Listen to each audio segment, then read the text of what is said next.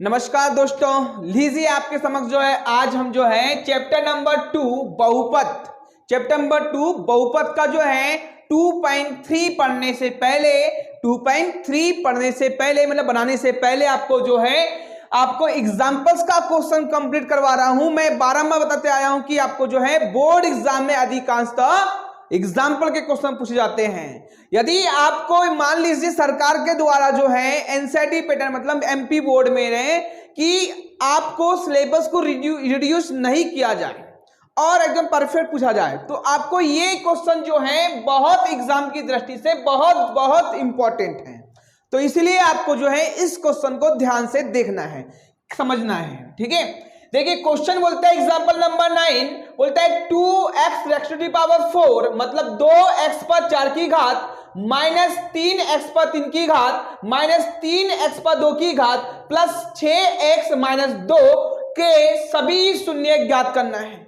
सभी शून्य ज्ञात करना, इसका मतलब इससे आप आशा यह है कि मतलब इस बहुपद में चर राशि की सबसे बड़ी घात क्या है? 4। जितनी बड़ी घात रहती है बहुपद की उतने ही उसके क्या होते हैं? शून्य होते हैं बच्चों लोग। देखिए क्या होता है, यहाँ पे अधिकतम घात कितनी है? यहाँ पे 4 है, इसके 4 अलग अलग शून्य होंगे। अब आगे क्वेश्चन बोलता है यदि आपके इसके दो शून्यक वर्गमूल 2 माइनस और माइनस वर्गमूल 2 ज्ञात है, मतलब ऑलरेडी आपके जो है इसके दो शून्यक आपको निकालकर दे दिया गया है, तो इसके जो है और दो शून्य ज्ञात करना है। देखिए बच्चों, आप मैं इस वीडियो में आपको अन्य दो शून्य कैसे ज्ञात करते दिखाता हूं। देखिए एक्चुअली में आपको शून्य ज्ञात होता है, आप जानते थे कि 2x का स्क्वायर प्लस 9x प्लस 9 बोलते सपोज अपन ने बोला ना मैंने। अब देखिए बोला मैंने, तो देखिए सर यहाँ पे इस बहुपद में चर राशि की अधिकतम घात कितनी दी है? 2 दी है। कितनी बेटा पे इस बहुपद में चर राशि की अधिकतम घात कितनी दी हुई है? 2 दी है। तो इसके जो है दो विभिन्न प्रकार के क्या होंगे? यहाँ पे शून्य होंगे। तो आपको मैं बता दूं, आपको दो विभिन्न प्रकार के इसके शून्य होंगे, तो आपको क्या करना होता है? देखिए चलो, तो इसके गुणनखंड विधि से जो है इसका शून्य ज्ञात करते थे आप लोग, करते थे। और लास्ट में मान लीजिए कि यहाँ पे 2x प्लस 9 आ गया और यहाँ पे आ गया 3x प्लस 9 आ गया, सपोज ऐसा आया, तो आप क्या करते थे? इसके बराबर भी 0 मानते थे, इसके बराबर 0 मानते थे। सपोज मान लीजिए क्या यहाँ पे मान लो क्या x प्लस 2 आया इजिकल टू 0 मान लेते थे हम लोग। तो क्या करते हैं? x plus 2 equal to 0, x जहां के इसको ट्रांसफर करते थे -2 आता था ऐसा। तो मतलब पहले ये जो है -2 रहने से पहले ये इधर पक्षांतर होकर क्या बना होगा? यहाँ पे x प्लस 2 रहा होगा। इसी प्रकार जो है वर्गमूल 2 और माइनस वर्गमूल 2 इसके दो अन्य शून्यक है। तो ये वर्गमूल 2 बनने के पहले कैसा रहा होगा? ये प्लस में है, मतलब इधर आके माइनस में हो गया, मतलब x माइनस वर्गमूल 2 ऐसा रहा होगा। और ये रहा होगा क्या पे इधर आके पक्षांतर करेंगे तो क्या यहाँ पे x प्लस 2 रहा होगा। जब इसको इनने पक्षांतर इक्वल टू 0 माना होगा इनने बंदे ने, और जो है इसको जो है x माइनस वर्गमूल 2 इक्वल टू 0 मान लिया इसको भी, और क्या पे x प्लस 2 वर्गमूल 2 इक्वल टू 0 मान लिया। ठीक है, अब इनको पक्षांतर करने के बाद में क्या बनता है? ये प्लस माइनस में जाके प्लस हो जाएगा, वर्गमूल 2 प्लस हो जाएगा, और क्या पे x इक्वल प्लस हो जाएगा, इधर ये माइनस, ये प्लस में है तो इधर के माइनस हो जाएगा वर्गमूल 2। ये ऐसा हो गया होगा। मतलब आपको जो है इसको पहले की स्थिति ज्ञात करना होगा। कैसे ज्ञात करते देखिए,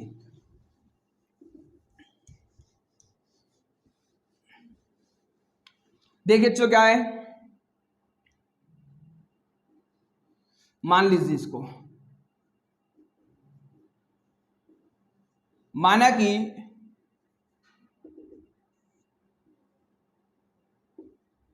बहुपद px इक्वल टू 2x रेक्स to the power 4 minus 3x रेक्स to the power 3 minus 3x का square minus plus 6x minus 2, ये आपके क्या px का वैल्यू है।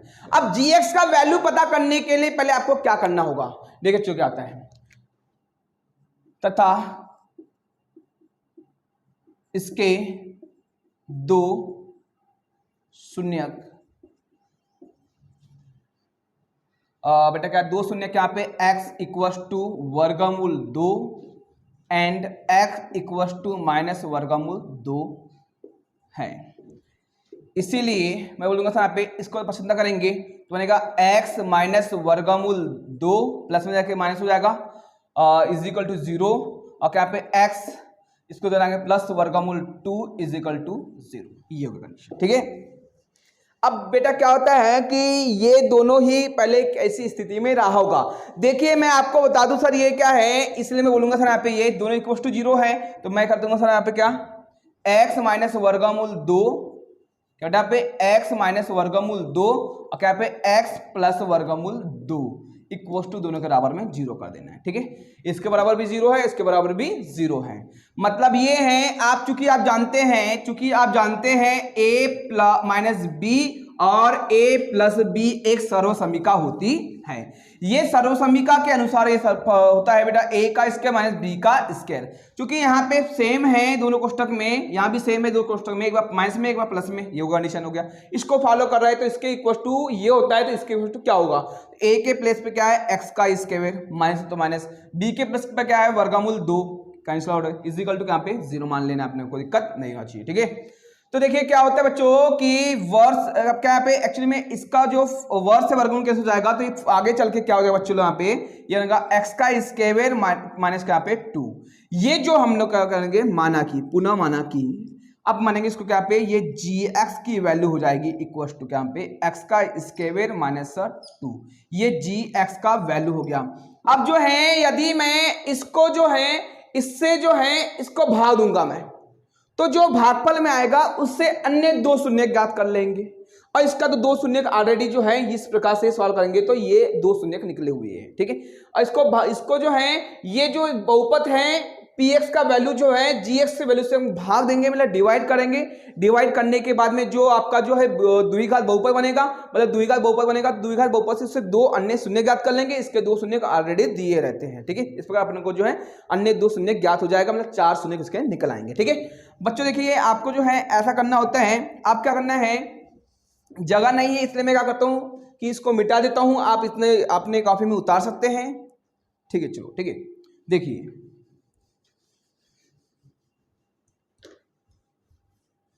अब देखिए क्या होता है, चूंकि आपको बोलता है कि px को डिवाइड करना है कैसे gx से, px को डिवाइड करना है gx से। px का क्या है x रेक्स टू दी पावर 4 2x रेक्स to the power 4 minus 3x रेक्स टू पावर 3 माइनस 3x का square plus 6x minus 2 divide करना है x का स्क्वायर माइनस क्या पे 2 इससे डिवाइड करना है। देयरफॉर हम बोल सकते हैं 2x रेक्स to the power 4 minus 3x का स्क्वायर क्यूब माइनस क्या पे 3x का स्क्वायर प्लस 6x माइनस 2 को डिवाइड करना है किससे x का स्क्वायर माइनस 2 से। जैसे कि आप जानते हैं कि हमें जो है बहुपदों को बहुपदों से भाग देना है, क्या बच्चे बहुपदों को बहुपदों से भाग देना है तो क्या करते हैं भाज्य का पहला पद भाजक के पहले पद को बराबर करना होता है बच्चों। तो यहाँ पे भाज्य का पहला पद क्या दिया पे 2x पर 4 की पावर और भाजक का पहला पद कितना दिया x पर 2 की पावर। ये x पर 2 की पावर से x पर 2 की पावर कैंसिल आउट होने के बाद में यहां बचेगा क्या काटने के बाद 2, यहां का 2 पावर और बची मतलब x पर 2 की घात। ये x पर 2 की घात का जो है इसमें आपस में क्या करना है गुना करेंगे तो यहां का पहला पद और यहां का पहला पद आपस में क्या होंगे बराबर हो जाएंगे। बराबर क्यों करते हैं हमने इससे पहले वाले वीडियो में आपने बता चुके हैं कि बराबर इसलिए करते हैं काटने के लिए, मात्र क्या पे काटने के लिए बच्चों, ठीक है। तो क्या करते हैं प्लस का आपके बहुपदों को बहुपदों से गुना करते हैं तो सबसे पहले चिन्हों को गुना करते हैं। चलो क्या करते हैं चिन्हों का, बहुपदों को बहुपदों से गुना करना है तो सबसे पहले आपको चिन्हों का गुना करना पड़ेगा, इसके बाद में अंकों का गुना करना पड़ता है और इसके पश्चात में इसके तत्पश्चात में आपको जो है चर राशियों का गुना करना पड़ता है। अरे धन का धन में तो धन और यहाँ पे अंक नहीं तो 2 का 2 x पर 1 की घात x पर 2 की घात आधार समान होने पर गुना में घातें हमेशा जुड़ जाती बच्चों। तो क्या है x पर 3 की पावर धन का ऋण में तो ऋण 2 3 4 2 3 4 और x नहीं तो बेटा जैसे बता दो। अब ये किसका गुना किया अपन ने 2x पर क्या चलो 2x पर सॉरी सॉरी एक्चुअली में क्या है, हमें गुना करना था यहाँ पे 2x का स्क्वायर से। क्या बच्चों लोग, 2x का स्क्वायर से अपने को गुना करना था।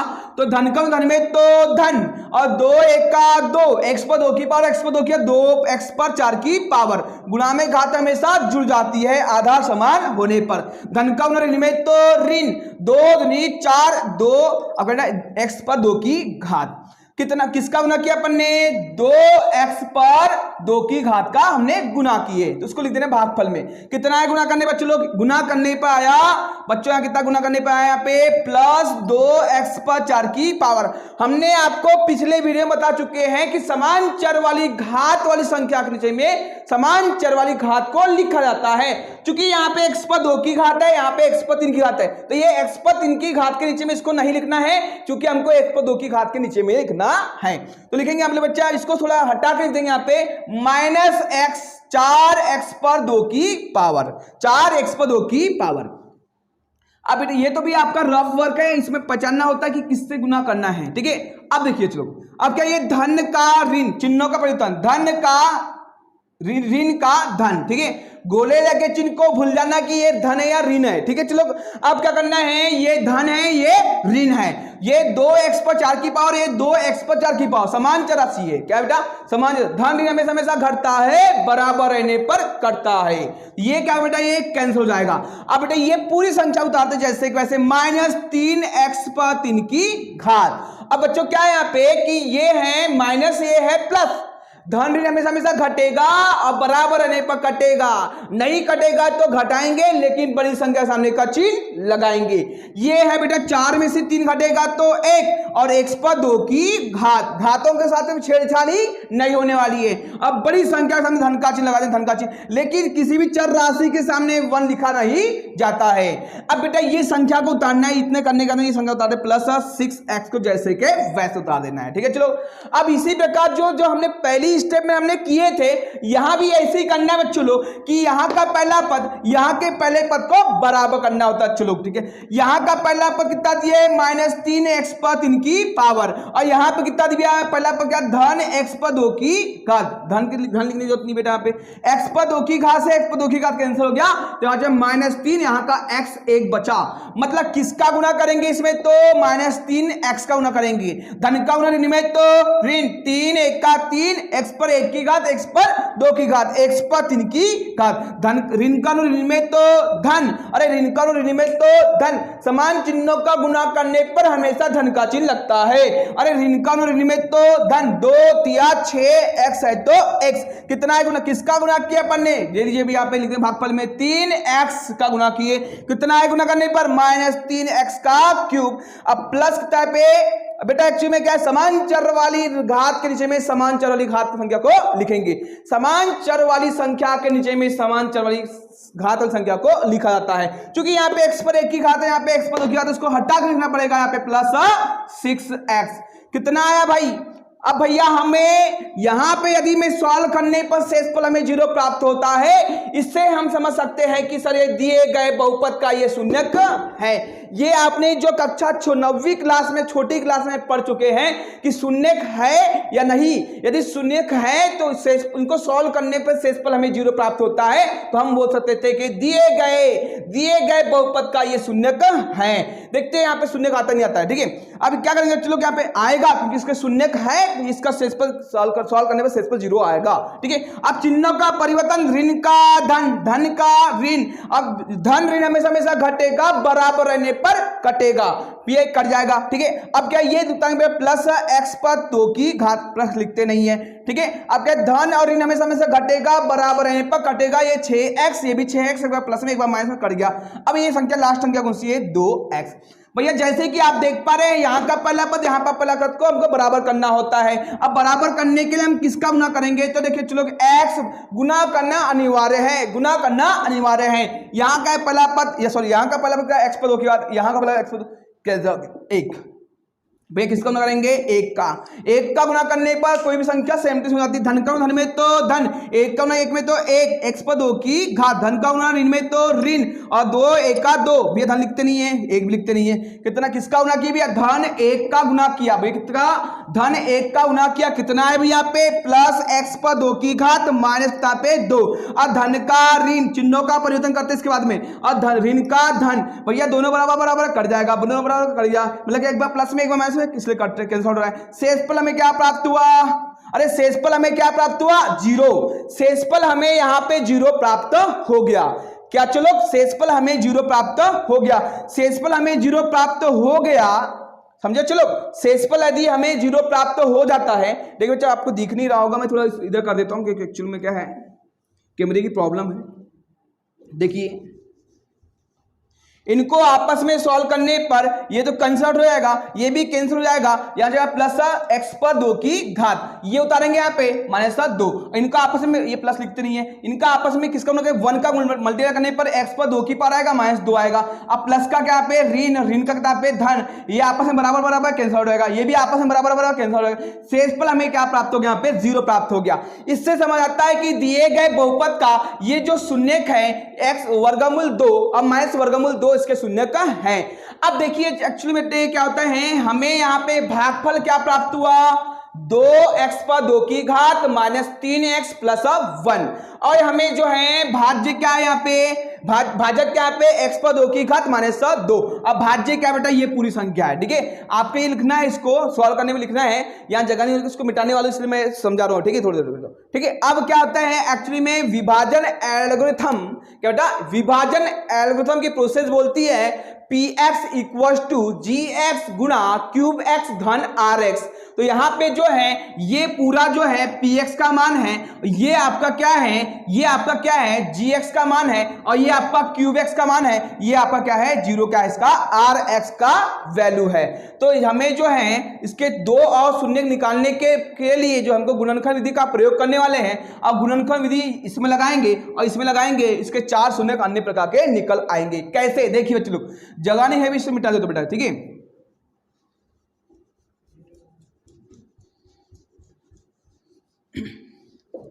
अब देखिए क्या होता है, चूंकि इसको मिटा देता हूं मैं,